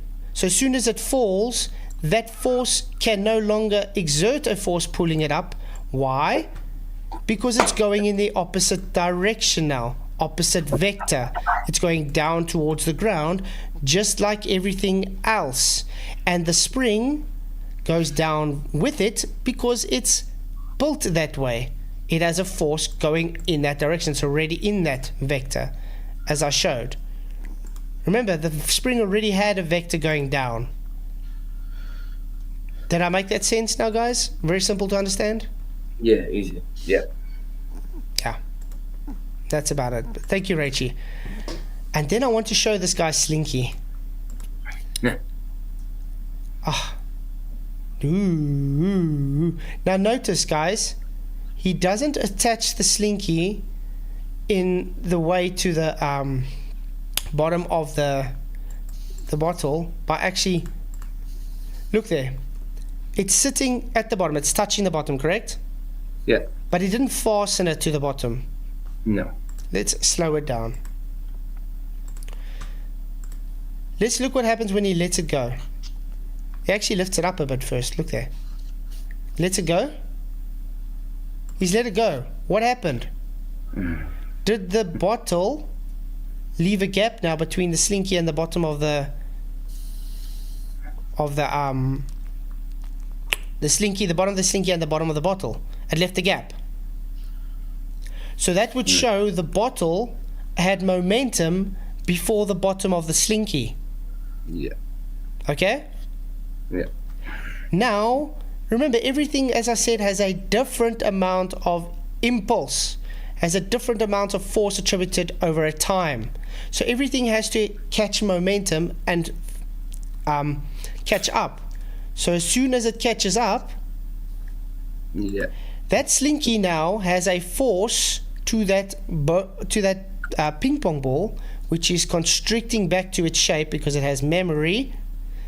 The water can no longer force itself to hold the ball there because the water is accelerating down at the same rate as the bottle and the ball and everything else. You get it? The forces cancel each other out. Equal and opposite reactions, people. Yep. Come on. He literally debunks the accelerating Earth. They do accelerate at the same rate, Rachie. Have you not realized that? The fact that the ball accelerates faster because it's attached to a spring makes our point that the spring gives extra force downwards, correct? Because it does not have the water forcing it up anymore. Equal and opposite reactions. Really, simple stuff, Rachie. And the mere fact you don't understand that, I don't know. Again, he's doing it just again, moving in other directions. Like that's going to make a difference. There we go. See, there we go. Okay? Now they're trying to say, look, it's accelerating this way. Yeah, it's called displacement by accelerating quickly, okay? You're literally giving it momentum in that way. But remember, the water and everything had a directional momentum of directional vector of what already when it's static? Showing downwards, correct? Yeah. So you're changing a force to the right side. It's got forces attributed to it when it's stuck down. Now when you're moving it to the right or left, it's like you're sitting in a car and you get jolted quickly. You feel the blood in your head because of those quote-unquote G-forces pushing on the side of your head. I'm going to have to ask again, how does this prove Earth's moving? It doesn't. It doesn't. Yeah, well, I've been wondering the same. The problem is they take this as a correlation and then they affirm the consequent. They as good as globers. That's all they're doing. I see a sunrise, therefore the sun is rising. This is exactly the same, guys. It's glober rhetoric. Have you noticed how the globers are saying they are right? Yeah, I've just said that in chat. If a baller agrees with you, you know you're wrong. Yeah. Exactly, Eric Hartel. Acceleration equals displacement, but not when everything's accelerating at the same rate because it applies the same amount of force. So show me displacement of a pushing car when you can't push it anymore, it's pulling you with it. This is so simple to understand. Okay? No one is claiming that there's no force present here when you're accelerating it.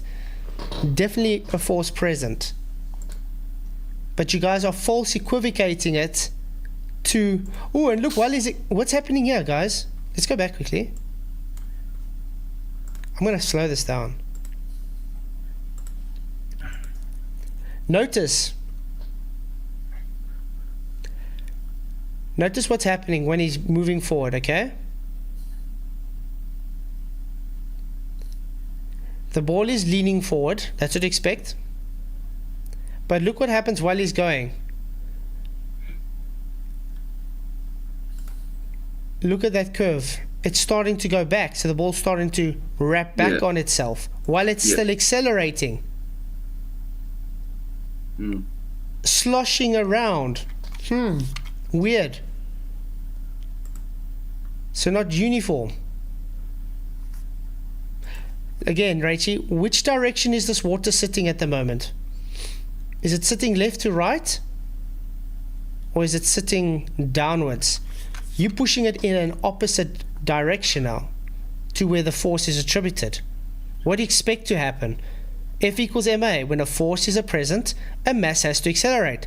He's adding a force in an opposite vector to what the natural force at the moment is.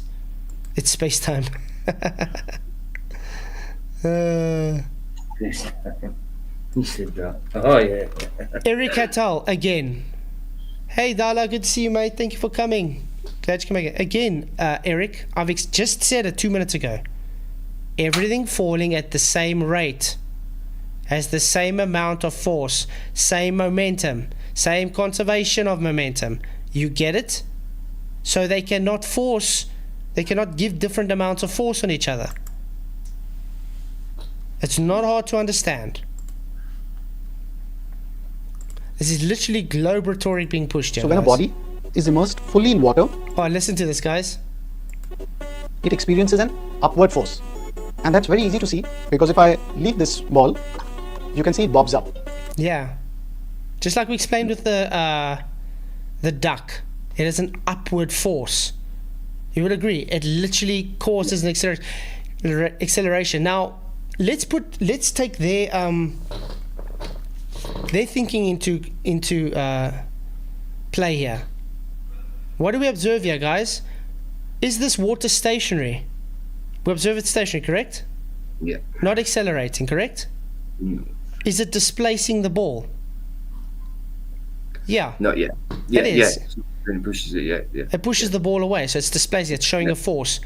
Is the guy accelerating this cup? No. No. Great. Okay.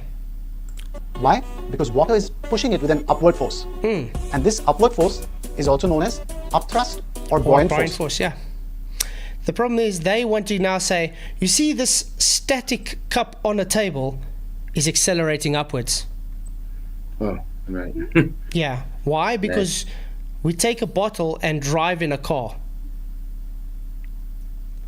Again, which way does the car drive? Does it drive up or does it drive sideways? Exactly. Okay. And you can try it out yourselves at home. All you need is a bucket of water and a plastic ball like this. Exactly. So when you hold the ball down like this, it's you can actually feel the upward force on your fingers. So I'm feeling the force here, and again when I hit the ball, the force brings the ball up. Yeah, buoyant force. Look, push, push, push. So upward force equals weight in air, weight in water. So he just goes and he works out how heavy it is by showing it has a force. Congratulations. Don't know why I showed that because that just and this guy's just measuring the difference in it with the ruler, showing you see it doesn't have a force attributed to it when it's falling, blah blah blah. No, it definitely has forces. It's just so minimal you can't separate the two. So Richie, you can always come in and talk if you want to, because this is on subject to what you are talking about. I just want to say Ricci Coriolis is an optical effect, an optical illusion, like so. I thought she knew that. Just saying. Yeah, Coriolis effect is optical. It's definitely optical. I thought Richie knew that. It's like only observable. Yeah. Can't be scienced out. Okay, let's do it this way. A roundabout. Ooh, the famous roundabout. Now we say the roundabout is turning this way. Okay? It's constantly turning that way. So now we got someone sitting here and they're throwing a ball in this direction. So the ball's going outwards. Through it straight, okay? Now because they're turning, while they're turning, the ball is going to be, while this guy is coming, at this position, the same guy will be facing a different direction. Now the ball would be on his right, where it was in front of him. So while he's here, it would be this way, you understand?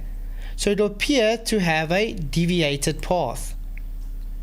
Optical, not physical.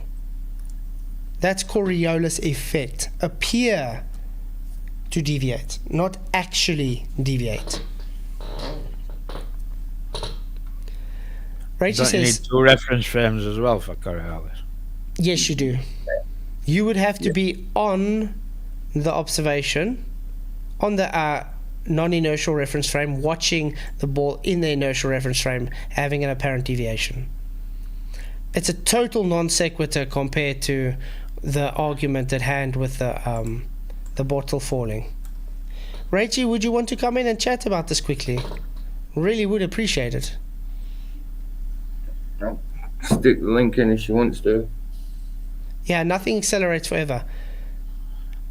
Why wouldn't, you know what, I actually would like Dal or something to take a water bottle on a high altitude balloon and drop it from as high as possible. And when it hits terminal velocity, tell me why it's separating again. The link's in anyway, Richie, if you want it. Shot, thanks, mate. Because has you ever realized when something's at terminal velocity, everything has its forces attributed again because the momentum is different. When it accelerates, it has the same accelerator value. But as soon as it hits terminal velocity, because everything has different densities and weights, they have a different amount of force again, as if they were at static. So the bottle would still be accelerating, moving towards the Earth and showing displacement.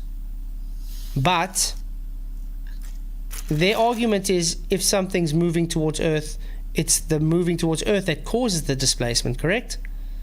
So if you show displacement while it's moving towards Earth, it means it's not moving towards Earth causing the displacement. Correct? Yeah. So I think maybe, how about we get someone who's got some money, maybe that Flat Earth millionaire dude. Maybe he can sponsor someone. Drop a balloon, a density tower balloon, water bottle from high Alp so we can see. The only ones in Flat Earth who have money to actually do reasonable things, to prove reasonable things, want to push bollocks. That's the problem now. So Rachel, again, if a thing is in if it's willing to, how can I put it? What did I want to say? So Rachel would agree if something's in free fall and it reaches terminal velocity and it shows that it will displace while it's in free fall still, but at terminal velocity, would that debunk the notion that Earth pushing up towards it would not be the cause? Would you agree? Rachie? Because I would agree that that's would totally demolish everything. So we can get this once and for all sorted. How does RDD explain terminal velocity? We already explained it, mate. Can we see this upward Earth, Dala? Nope, sorry. All conjecture. So yeah, it's very simple. This is for everybody that's claiming this accelerating Earth. Fine. If you can show me this, then I'll go and say, okay, there's something to it. If a bottle can reach terminal velocity and it shows there's no displacement of water, object and whatever in terminal velocity, then you can so-called say you're not a hypothesis true, because it's not scientific. Okay, correct? So if we see this happening while it's falling towards Earth at terminal velocity, I'm just going to say TV, TV, then it means the Earth rising up to it is not the cause of density gradient. Should I repeat myself? Kirkland says RDD is a superficial explanation for a well understood gravity. I'm pretty sure you guys claim that you don't know about it. Sorry, gravity is not a force. Your gravity hinges on the equivalence principle, which is exactly what Dal is pushing. And how can you understand something that you don't know what it is? Yeah, exactly. It's not well understood, is it? No. Especially when there's so many different types of gravity. And, well out of date as well. Usually both the cause and effect. Exactly. So, nonsense. Araichi says terminal velocity isn't things in free fall. Oh, really? So when something's falling to the ground, it's not in free fall at terminal velocity. It's not still moving towards the ground. That's got to be free fall, surely. It's still free falling.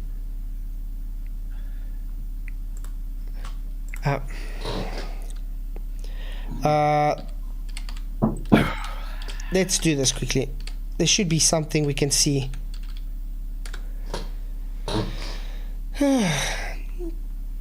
Let's take these people for instance.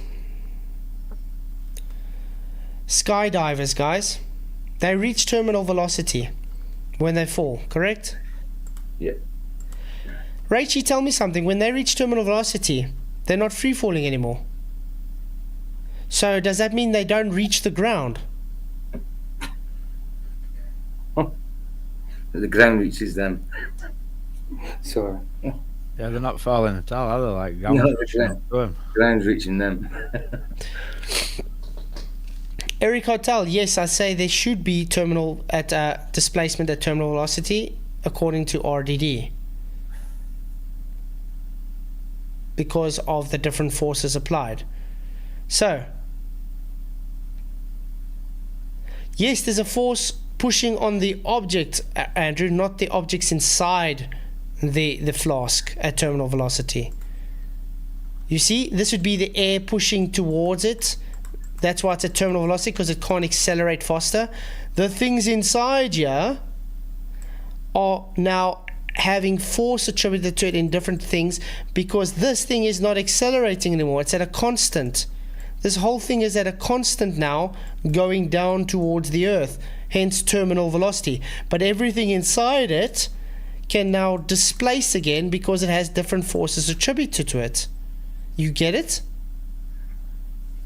So this means if it shows displacement while it's at terminal velocity, still falling to the Earth, it's free fall, it means it's not an accelerating Earth. So, would anybody be able to show me?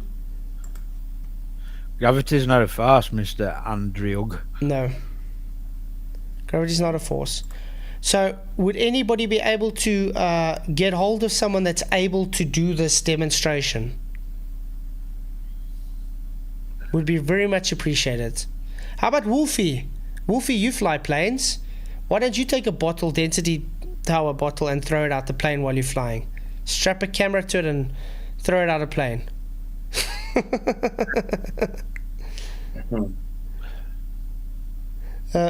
So yeah, that's my claim, guys. I'm making that bold claim, because this bold claim either demolishes accelerating Earth or it demolishes RDD. How's that? Rachie says it's when the so-called acceleration stops, the air is pushing on the object, slowing down its apparent downward acceleration to a constant speed. Yeah, but it's still moving towards your Earth, Rachie. So therefore showing it's not your Earth causing the displacement. It's RDD, like I explained, due to the different attributed forces because of its disequilibrium inside the system. We're getting into crazy realms here, man. It's stupidity at best. Yeah, we'll need something that doesn't tumble due to air resistance. That's also true. So you can do something like take a weight, like maybe a safe, a very small safe that's not too heavy, that will still be able to reach terminal velocity, and have the bottle density tower inside that safe, hopefully. Or yeah, a cone, like he says, so it would be able to cut through the air enough. But you'll need something to go to terminal velocity. Rich, if you're claiming Earth's and air's pushing up, that's got big problems. But that's what I'm saying. All over. But that's what I'm saying, Rachie. If your Earth is accelerating upwards, the cause for... It's so much easier if she just came in and talked. She went. She says she's busy, but that she's in chat all the time. She says if you're here in a bit, she'll come in, but... Yeah, but you know, I usually close at like 11. It's 10 to 11 now. Okay, but anyway, this is your accelerating Earth upwards, okay? This would now be the bottle going down. It's at terminal velocity, okay? If it shows displacement of the liquid and the air and the object or whatever,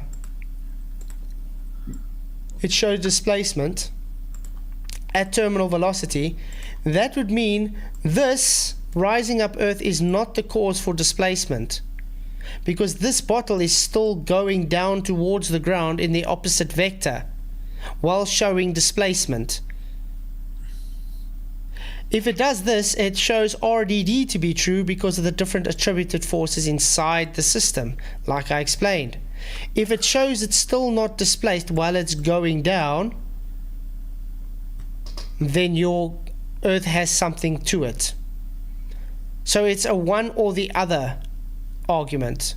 So which one is it going to be? Can we get someone to actually do this demonstration? Or are we just going to go around in circles and say, you're a retard? Because we can go every day and show things apply different forces with demonstration, And again, you can use straw mans all you want, saying, oh, they're in free fall, the things accelerate, so therefore it does not displace, is a straw man, because no one made the claim that it's supposed to displace when accelerating. No one made that claim. The only ones that make that claim as a straw man are the Globers, and now the dull cultists that love to support him for some reason on this. So Earth moves up, or solid, liquids and gas are all accelerating down at the same rate in free fall, which cannot demonstrate it any way, shape or form, and without special pleading. Sorry, special pleading is you guys saying Earth is accelerating up while we don't observe it. Special pleading would be, look, I accelerated a car, so let's turn it vertical and say Earth is doing the same. That's special pleading. We don't observe this. And same special pleading is just parroting Dell. Yeah. Rachie says you can arrange a discussion if you like, because he's not going to be on much longer than 10 minutes. Yeah, it's already 5 to 11, so it's definitely not going to happen. But it's very simple. So Rachie, it doesn't matter. You can maybe just give this on to Dal. Ask him to go and organize a demonstration for this then. Because the claim is from you guys that it's the Earth that causes the displacement. So if the Earth is rising up and the density tower is still going down to the Earth, and it's reached terminal velocity and it shows displacement, aka it's not the Earth moving up to meet it, which causes the density displacement. Simple as that. So what do you guys have to say? Oh, like Michael just said, it is getting to the realms of I'm sick of hearing it. Yeah, I really am. Yeah. I mean, this is what I think should happen. He doesn't believe this. If you want to think Earth's moving up, go and all talk about it, but stay away from the rest of the flat earthers who know Earth's not moving at all. That's my opinion. Because you've got no evidence by dropping a bottle, which is stupid. There's not even an observation of it at all. You know what I mean? It's crazy. It's come from flat Earth society nonsense. You know what I mean? Yeah, but I mean they're pushing the equivalence principle, which is general relativity. Yeah. Okay. Yeah. It's globe rhetoric, and then they come in to tell us we're pushing globe rhetoric. But the thing is, we are claiming there's a force based on its disequilibrium. Okay? Where the globe claims there's no force because of the reference, because Earth is moving up to meet the object, which is exactly what Dal and them are claiming. And yet they want to say we are the globe rhetoric pushers. Yeah. No. We are reality pushers. Yep. Yeah, because I still don't believe Dal believes it. I still don't believe that. I believe he knows. You know what I mean? How he started off. I don't believe he believes this upper motion. Yeah, and by the way, this weekend I'm going to be doing Dal's swing ball Earth. Oh yeah. I haven't got to that yet because I've been busy, but yeah, swing ball Earth will be this weekend. Because apparently I keep misrepresenting him while I show on screen what he says. Like saying, I've never denied gas particles, and then right after that, why I deny gas particles. Yeah. Yeah. It's really cult-like, and it's sickening. Because they really making Flat Earth look stupid. Charlie Welsh. Loving a Delevator. Delevator. That's a good one, Charlie. I like it. We can demonstrate it in all directions that when acceleration on the displacement except magically when they let go. Again, Rachie, the claim is Earth rising up is the cause for displacement.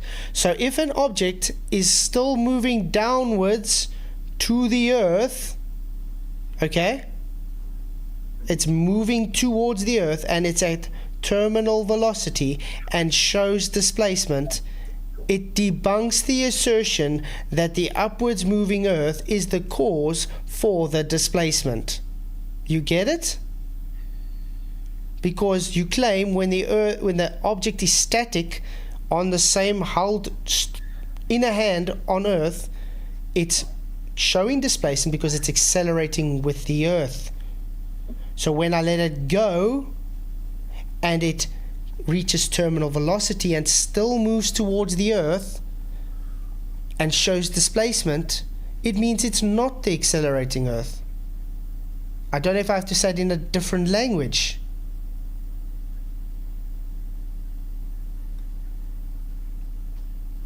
Yeah. Don't think it would help that. No. Yeah, while Dal drops his lighter and then says, "Oh, it's you to prove that the lighter is falling." Okay. You picked it up and you dropped it. And there's nothing to hold it, so it's going to come from the place that you picked it up from. Eric Hartle, I don't have to address the argument. Nobody witnesses Earth moving. Nobody observes Earth moving. Nope. These are claiming it. They have to prove it, not Exactly. me. And it is dumb. Yeah, the positive claim. Exactly. Look at this short, guys, and then tell us who the burden of proof is on. Now, from something that's stationary, so I'm stationary, I'm holding this which is stationary, right? Because this is your claim. The Earth's stationary, which means I'm stationary, which means every object within it's stationary, and then I let that go. And you have to claim that that moved towards the Earth. It's ridiculous, man. And then I let that go. And you have to claim that that moved towards the Earth. And then I let that go. And then I let that go. And then I let that go.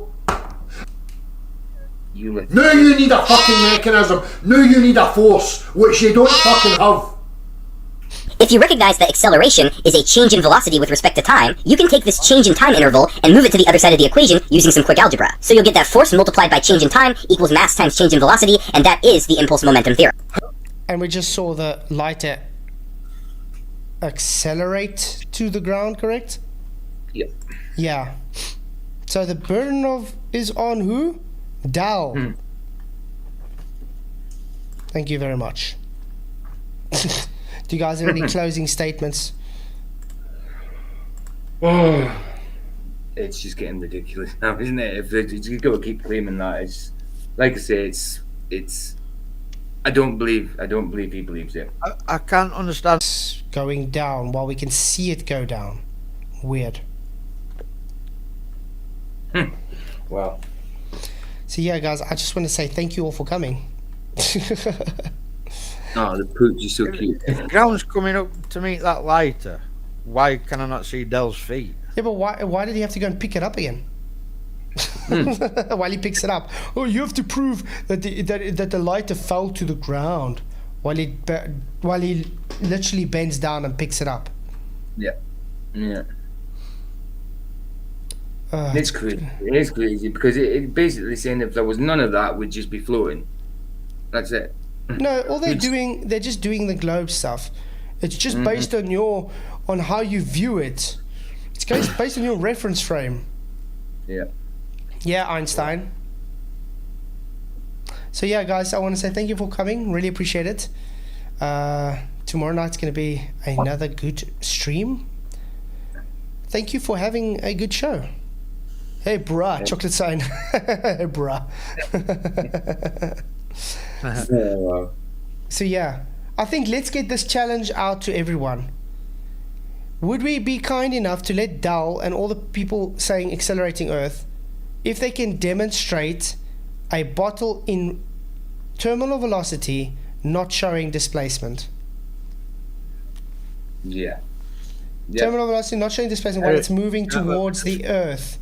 Okay. Eric again. Eric said, I'm not asking anybody to prove anything, and if people don't like this idea, then fine. I just think it's worth an honest discussion. But this discussion hasn't started out honest, mate. Yeah, I tried. Jeff Flatzoid turning into Dave McKeegan. Now I have a much more beautiful dog than Dave McKeegan's dog, guys. Yeah. Yeah, Eric, the thing is, I did have Dal on to come chat. And we saw how that turned out. He got triggered with me, called me retard, and ended up getting and leaving. After that, called me dishonest and a charlatan just because I didn't agree with his argument. And now he goes and pushes nonsense saying, we're all just cowards, we're retarded, we don't want to talk to him, we just misrepresent him and we get triggered. Yeah, it's called projection, mate. It is. It is. Yeah, never let the moving Earth enthusiasts off the point that they must manipulate Earth. Exactly. Yep. So yeah, guys, thanks all for coming. Appreciate all the support. I will go and buy her some treats. And like Michael, I told Michael I got a very, very special music video coming soon. Ooh. Oh yeah, of course. Is it the rap one? But this is I'm just gonna call it Clouds. Oh right, okay, Clouds. It's called Clouds, you retard. Okay. Okay, but I'm working on that, so hopefully it's done this weekend so we can release it. Really looking forward to that because it's a music video and everything. Nice. So yeah, okay guys, I'll see you all tomorrow night. Thank you all for coming. Much blessings. Please don't forget to hit the likes and share the show. You guys rock. May the pressure be with you. Blessings.